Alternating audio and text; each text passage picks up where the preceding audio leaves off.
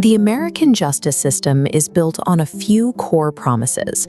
You are innocent until proven guilty, the state carries the burden of proof, and you have a right to legal counsel. Imagine driving down an isolated stretch of highway at night.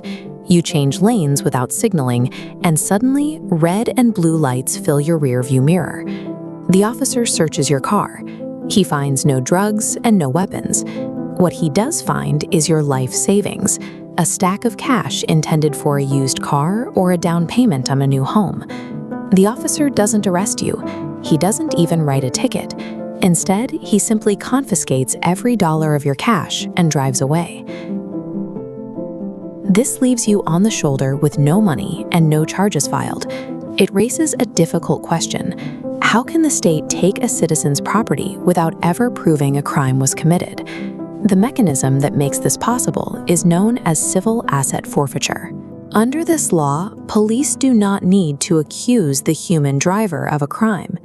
Instead, they officially accuse the cash itself of being connected to criminal activity.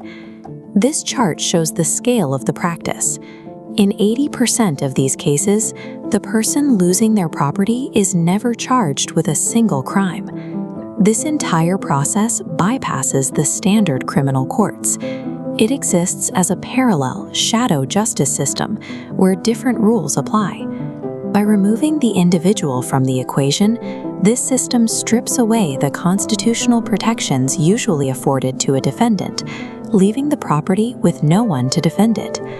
Civil forfeiture is based on an ancient maritime concept called In-Rem jurisdiction. It relies on the legal fiction that property can be personified and held guilty for its involvement in a crime. This leads to real-world lawsuits filed against objects rather than people.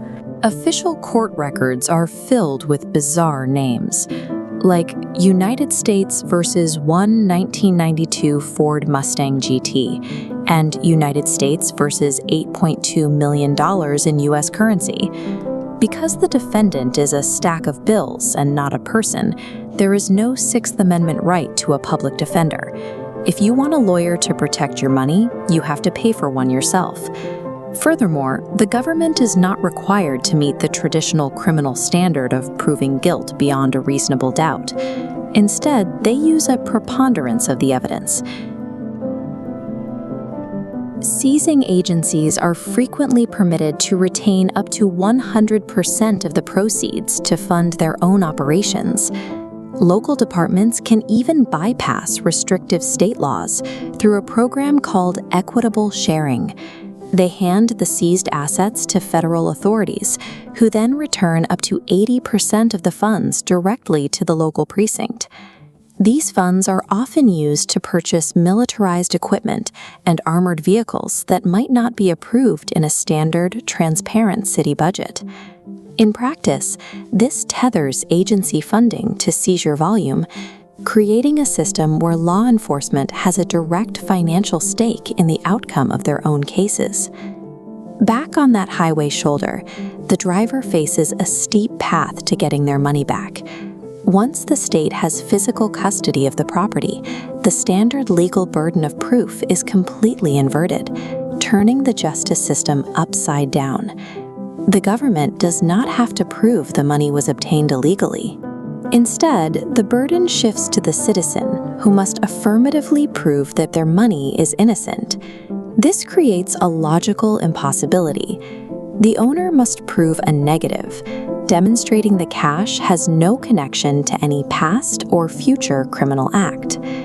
This shift replaces the presumption of innocence with an assumption of guilt, forcing citizens to pay for the chance to prove their property is clean.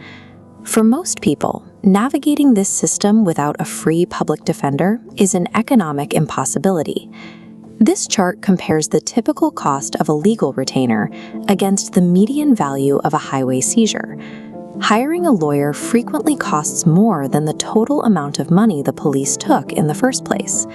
Faced with this math, most victims are forced to walk away. The government then takes permanent ownership of the cash by default.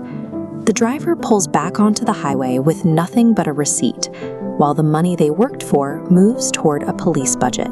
Civil asset forfeiture is a legal fiction that treats ordinary motorists as revenue sources, showing how a procedural loophole can render a citizen's private property rights effectively void.